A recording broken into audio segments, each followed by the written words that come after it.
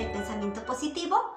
Esta es la clase con la que cerramos el curso, pero eso no quiere decir que yo vaya a dejar de subir videos. De hecho, mi idea es comenzar a hablarles a ustedes de mis libros favoritos.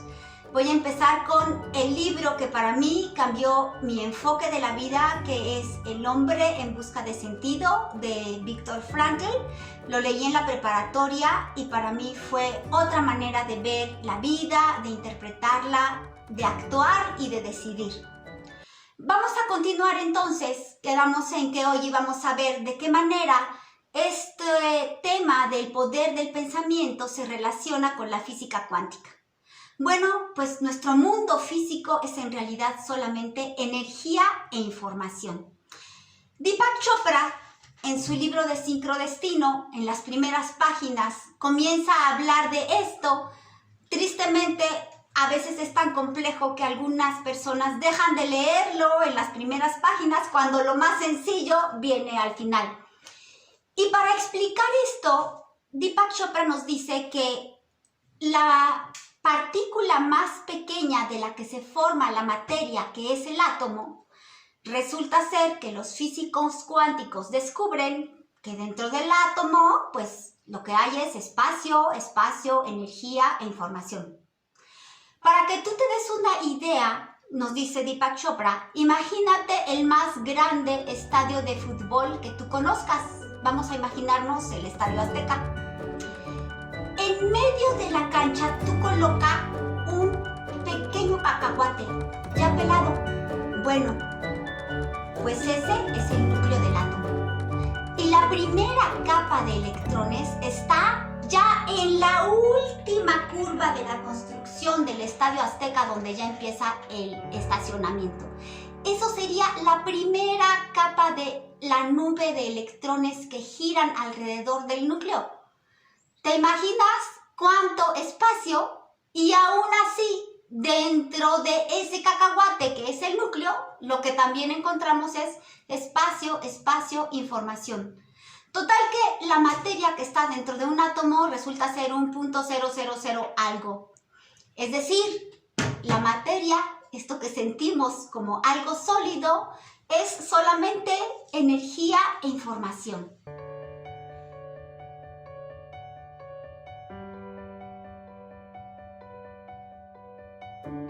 Es algo parecido a lo que sucede cuando tú ves rodar una bicicleta. La rueda gira tan rápido que tú dejas de ver los rayos de la bicicleta, dejas de ver estas varillas que van del centro de la bicicleta a la orilla de la bicicleta y lo único que ves es como una tapa metálica traslúcida que da la impresión de ser medio sólido, pero realmente si tú metes un palo, ¡prum!, se descubre la magia y resulta que solamente hay unos cuantos rayos. Así sucede con los átomos. La velocidad con la que giran las partículas subatómicas dentro del átomo es tan grande que nosotros no la podemos ver ni medir y solamente la percibimos como algo sólido, como algo visible. Pero en realidad la materia es pura ilusión.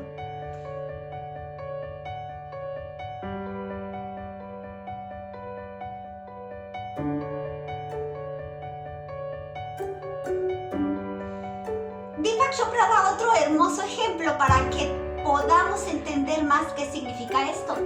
Sucede que un caracol, han visto los científicos, que puede recibir luz cada 3 segundos.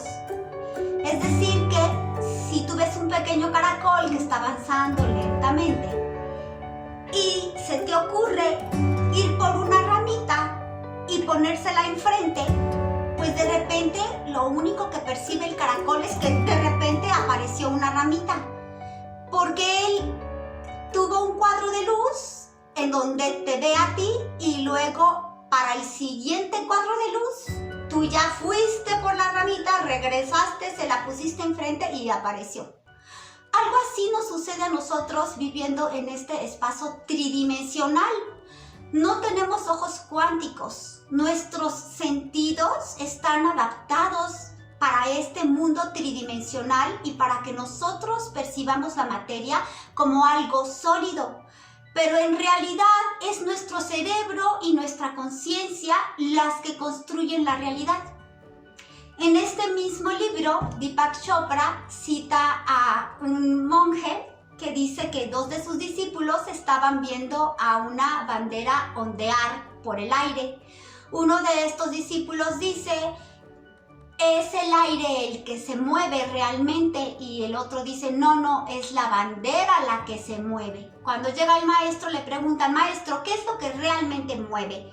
¿El aire o la bandera? Y el maestro le dice, ninguno de los dos. Lo que se está moviendo es vuestra conciencia. Así sucede, en realidad, afuera nada se mueve. Es nuestra conciencia la que interpreta y dice que hay movimiento. Así que repito, nuestros sentidos, nuestro cerebro, nuestra conciencia es la que construye la realidad. Curiosamente yo estudié esto cuando estuve estudiando filosofía y nos hicieron leer en Teoría del Conocimiento este libro de Kant. Se llama Prolegómenos a toda metafísica del porvenir. Más o menos el título te habla de la complejidad del libro, pero así como advertencias a todo aquel que quiera hacer metafísica, porque decía, realmente la realidad es incognoscible. Lo que nosotros vemos es el fenómeno, ¿no? De ahí surge todo esto de la fenomenología. Pero la realidad en sí no la podemos conocer porque la estamos conociendo desde nuestros sentidos y desde nuestras, él le llamaba categorías a priori, es decir, desde nuestra concepción espacio, desde nuestra concepción tiempo, desde nuestra concepción de lo que es causa y efecto, y a partir de estas categorías a priori nosotros interpretamos la realidad. Bueno, pues Kant se estaba adelantando ahí en 1728 a lo que los físicos cuánticos dicen ahora. En realidad no podemos conocer lo que es la materia, lo que es la realidad, porque estamos sumergidos y estamos siendo parte de ella. Yo aprendí 2 cosas muy importantes de este libro de Kant. La primera de ellas es que Kant es muy difícil de entender.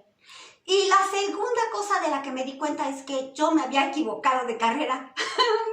Debía haber estudiado psicología, pero era demasiado tarde, yo ya iba a la mitad. Así que bueno, me sirvió para explicarles lo que les digo ahora. Todos formamos en realidad parte de un caldo de energía. Esto lo dijimos desde la sesión pasada. Estamos sumergidos en esto y somos parte. Realmente nada nos divide de lo que está frente a nosotros. Nada te divide a ti de la pantalla que estás viendo. Lo dice Jill Bottle Taylor en esta plática que yo les recomiendo tanto de TED. Tú solamente pon en Google Jill Bottle Taylor y lo primero que vas a ver es esta maravillosa plática que dio en Pláticas TED que se llama Cómo el derrame cerebral me llevó a la lucidez.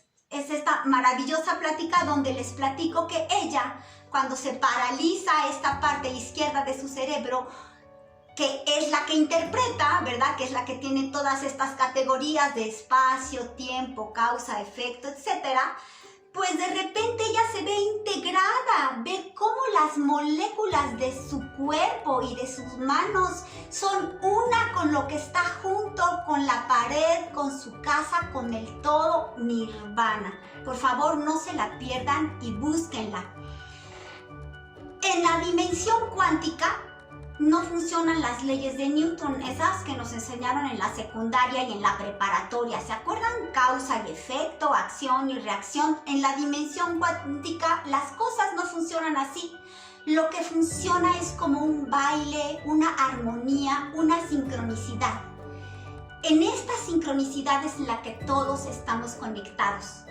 Recuerdo que cuando estudié constelaciones, para fundamentar todo lo que es el campo morfogenético, hablábamos de cómo cuando se destruye un átomo y todas las partículas subatómicas se desprenden, los fotones que van uno hacia acá, el otro hacia acá, otro hacia acá, curiosamente forzosamente tienen una conexión. Lo que hace este fotón lo hace este de acá, y lo que le sucede a este fotón tiene un impacto en lo que le sucede al fotón de acá.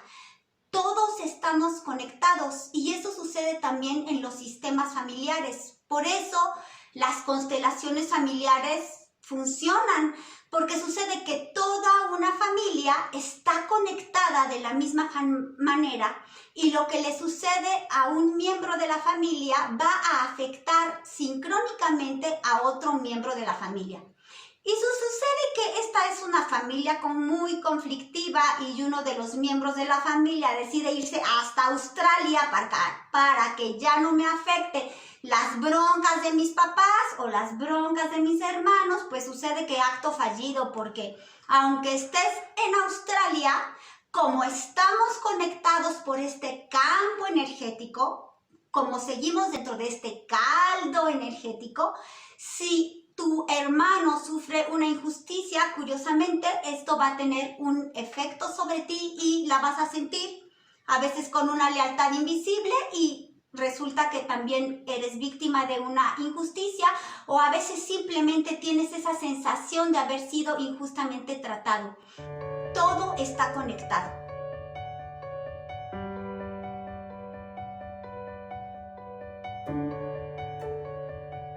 El pensamiento es energía, es vibración. Entonces, cuando tú enfocas tu pensamiento en pensar de determinada manera, cuando tú logras pensar de determinada forma, estás determinando cierta vibración.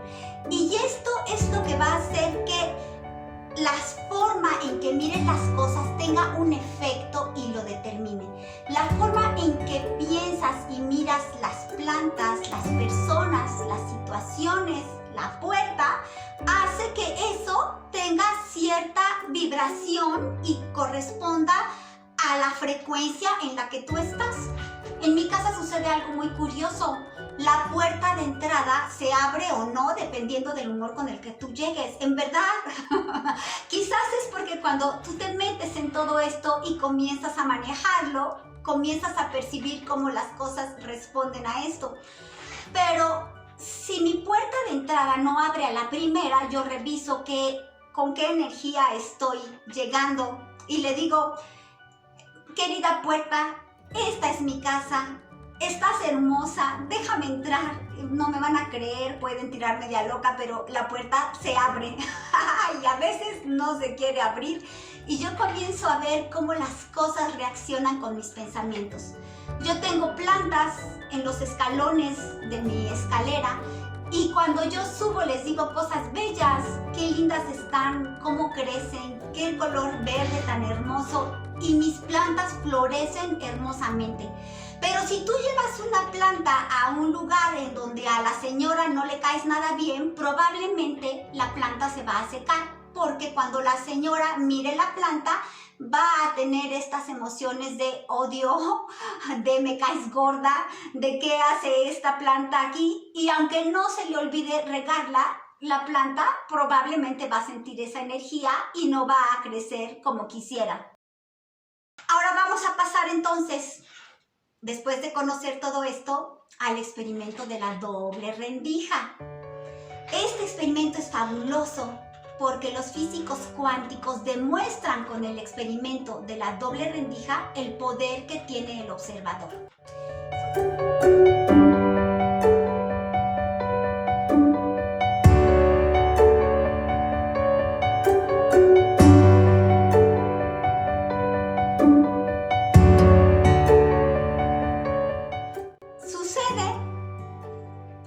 Los físicos cuánticos ponen un dispositivo que dispara electrones y los hacen atravesar por una lámina que tiene una rendija, y del otro lado hay una pantalla. Cuando hacen el experimento se dan cuenta que los electrones que logran pasar por la rendija dibujan del otro lado de la pantalla pues una línea del mismo tamaño que la rendija. Luego siguen haciendo el experimento y dicen: y bueno, ¿qué sucedería si nosotros colocáramos dos rendijas en esta lámina? ponen 2 rendijas en la lámina y el aparato disparando los electrones, pero ¡oh, sorpresa! Del otro lado, que debería de haber 2 dibujos de las mismas 2 rendijas producidas por los electrones, sucede que aparece un patrón totalmente distinto, un patrón de varias líneas que lo único que explicaría que se formara es que los electrones no se comportaron como partículas, sino que se comportaron como ondas. Es lo único que explicaría ese dibujo. Se sorprenden los científicos de que haya habido este cambio y entonces colocan una cámara muy especial para captar todo lo que puedan en el movimiento de este experimento. Colocan la cámara y ¡oh, sorpresa triple! Sucede que ahora sí se dibujan las 2 líneas de electrones. Es decir, que cuando hay una cámara que está observando, entonces los electrones vuelven a comportarse como partículas. Esto fue grandioso porque se dieron cuenta de qué manera con solo observar la realidad tú ya la estás determinando. Y siguieron con sus investigaciones y se dieron cuenta de que si ellos querían medir la velocidad de un electrón, entonces el electrón se comportaba como una partícula. Pero si ellos querían medir la amplitud de la onda, entonces el electrón muy obedientemente se comportaba como una onda. Es decir, que dependiendo de lo que ellos querían medir, de esa manera se comportaba el electrón, como partícula y como onda. ¡Wow! Pues sí, la física cuántica demuestra que el pensamiento y el observador influyen y determinan la realidad. Bueno, ¿qué podemos sacar entonces de esto si sabemos que nosotros como observadores tenemos poder? Pues yo diría, aprovecha ese poder para mirar amorosamente todo lo que te rodea, porque si lo miras amorosamente, entonces todo lo que te rodea te bendecirá. Y entonces entras en el campo de lo milagroso. Tú no sabes cómo sucede, a ti te pasa como el caracol. Tú nada más ves que de repente aparece una ramita, tú decides mirar amorosamente a tu exmarido y sucede que tu exmarido responde tan amorosamente. Tú decides mirar tan amorosamente a tu suegra y resulta que cambia toda la actitud y tú no te lo explicas porque no tienes ojos cuánticos, eres como el caracol. Y les voy a platicar algo que a mí me pasó cuando estaba casada, que realmente a mí me dejó sorprendida. Y de esto, pues es testigo mi exmarido y mis hijas. Ustedes saben que estaba enferma, estaba siempre pidiendo señales, estaba en unos días de mucho dolor y en la cocina hice una oración pidiendo de nuevo una señal. Una señal, Señor, que venga de ti, de la cual no me quede la menor duda de que viene de ti, que no parezca una casualidad. Una señal que me diga que en verdad estás escuchando mis oraciones. Acabé de hacer mi oración, el papelito lo doblé en varias partes y lo guardé en la bolsa de mi pantalón. Ese día teníamos una fiesta en casa de una amiga y cuando íbamos a salir, como era de costumbre, porque yo suelo ser muy distraída, tengo trastorno de atención dispersa desde que me acuerdo, pues yo había perdido mis llaves del coche. Bueno, fuera mis llaves del coche. Perdí las llaves del coche que usaba mi exmarido. Así que cuando nos íbamos a ir, me dice, Lupita, ¿dónde están mis llaves? ¿Tus llaves? No, pues no tengo ni idea. Como ella estaba acostumbrado a que yo todos los días perdía algo y todos los días sigo perdiendo varios minutos, horas buscando cosas, pues él ya se sentó tranquilamente en el sillón esperando a que aparecieran sus llaves. No quería manejar con mis llaves porque mis llaves tenían colgadas una colección de llaveros precisamente para que no se me perdieran. Y los llaveros colgaban y le molestaban en la pierna. Así que finalmente, después de varios minutos de estar buscando mis llaves, las encontré en las bolsas de un abrigo. Bajé con su llave que era solo su llave con un pequeñísimo llavero, y nos fuimos a la fiesta. Bueno, llegamos a la fiesta. Recuerdo que cuando rodeó el coche, porque lo estacionamos en un terreno baldío, tuvo una caída, se ensució las manos de tierra. Entramos a la fiesta y cuando ya íbamos de regreso, otra vez no encontraba sus llaves. Pero ahora sí sabía que él era el que las había perdido porque él manejó. Así que las buscamos por cielo, mar y tierra, en los cojines de los sillones, abajo de los sillones, en el baño donde te lavaste las manos, nada. Pues entonces todos los coches pusieron sus faros alumbrando el lugar donde él se cayó, nada de llaves. Bueno, pues saqué mi colección de llaveros y le dije, bueno, pues traje mi llavero, pues voy a tener que conducir con tu llavero. Así que vamos bajando la calzada al desierto de los Leones y yo escucho una voz mental que me dice, ¿y si llegaras a tu casa y las llaves de tu marido estuvieran colocadas en su lugar, qué pensarías? Y yo dije, sería mi señal. Bueno, pues llegamos a la casa. Él bajó del coche rápidamente, yo bajaba como tortuga o como caracol porque yo sufría mucho dolor en ese entonces.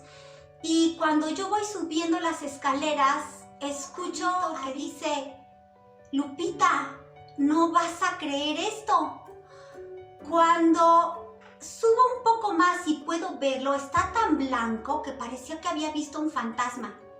Estaba viendo fijamente al lugarcito ese donde se cuelgan las llaves, donde deben siempre estar, y me dice, Lupita, si yo estoy seguro que manejé con ellas de ida a casa de José.